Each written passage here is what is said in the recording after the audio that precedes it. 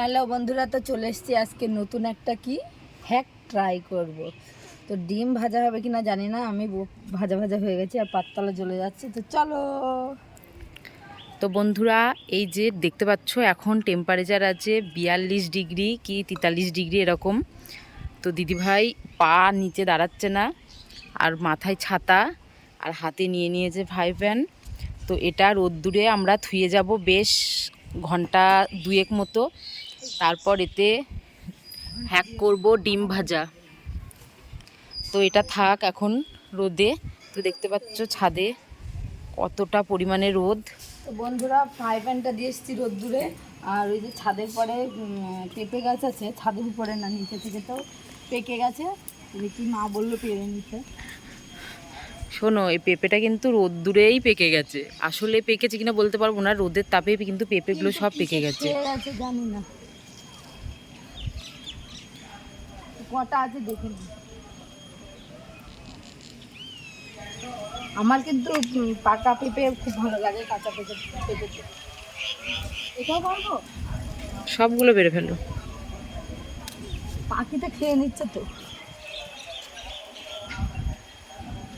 এই ছোট্ট ছোট্টগুলো থাকবে।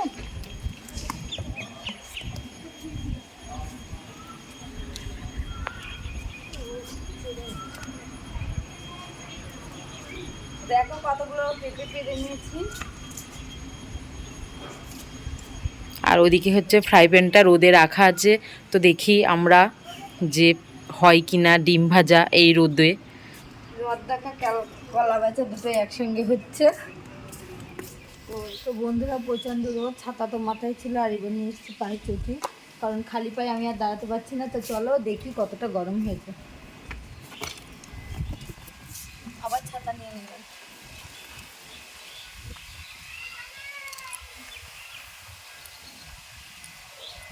এই তো ভালো গরম হয়ে আছে। কতক্ষণ পর দেখছি বলো? কতক্ষণ? আধা ঘন্টাও হয়নি তো। আচ্ছা ঠিক আছে, আর আধা ঘন্টা থাক। চলো নিচে থেকে ঘুরে আসি, পরে আসছি। তো বন্ধুরা, চলে এসেছি আবার ছাদের উপর। এখন 1 ঘন্টা পর ফিরে এসেছি ছাদের উপর। প্রচণ্ড রোদ, একদমই রোদে দাঁড়ানো যাচ্ছে না। আর এই যে দিদিভাই, আমি এবার একটা থালা নিয়ে এসেছি, আবার দেখছি সবাই থালাতেও করছে। তো থালাটা এখন ধরে রেখেছি, মানে ঠান্ডায় আছে, বুঝতে পারছো। এবার এটা রোদ্দুরে দেবো, আর ওইটাতে ট্রাই করব যে হয় কি না। তাহলে চলো দেখা যাক কি হয়। টিং টিং টিং। দাও থালাটা রোদ্দুরে দিয়ে দাও। আর ওইখানে তেল আর ফ্রাই প্যানটা গরম হয়ে গেছে। তো চলো এবার ডিম নিয়ে গিয়ে দেখি।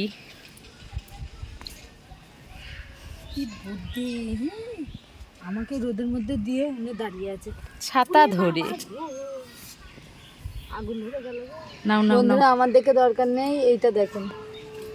তেল দিয়ে দিলাম। পুরো ফ্রাই প্যানটা ইয়ে করে। রে বাবা, তো ধরা যাচ্ছে না। জোরে বলো, জোরে বলবা কথা বন্ধুদের শোনানোর জন্য। নাও নাও, অত দিতে হবে না, ফাটাও।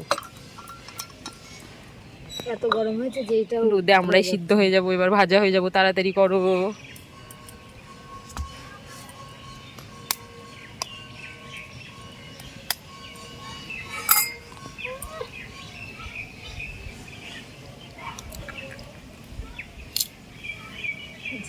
যদি ভাজা হয়।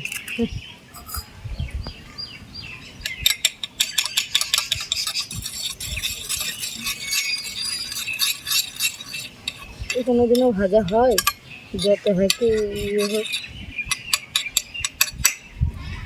কি করে সবাই করে কে জানে। তুমি ঢাকা দিয়ে থো এই থালাটা দিয়ে। এবার এই গরম থালাটা দিয়ে ঢাকা দিলাম।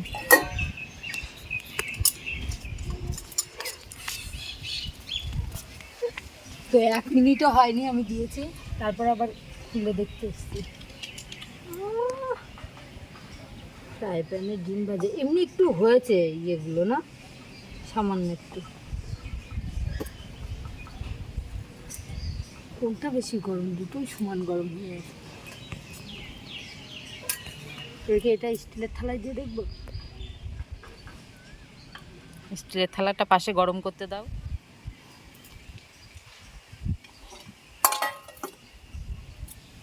5 মিনিট পরে আসছি। 5 মিনিট হয়ে গেছে, চলো দেখা যাক। আবার ঢাকাও দিয়ে রেখেছি, মনে হচ্ছে যেন উনুনে করছি। দেখো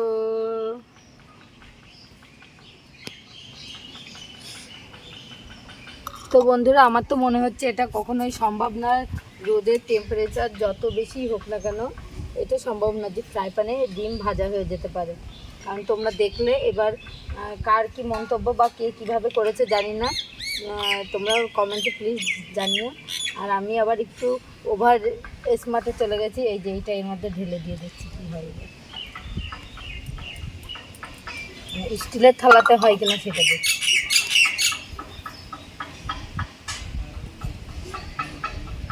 এবার থালাটা আমরা রোদ্দুরে থুয়ে চলে যাব।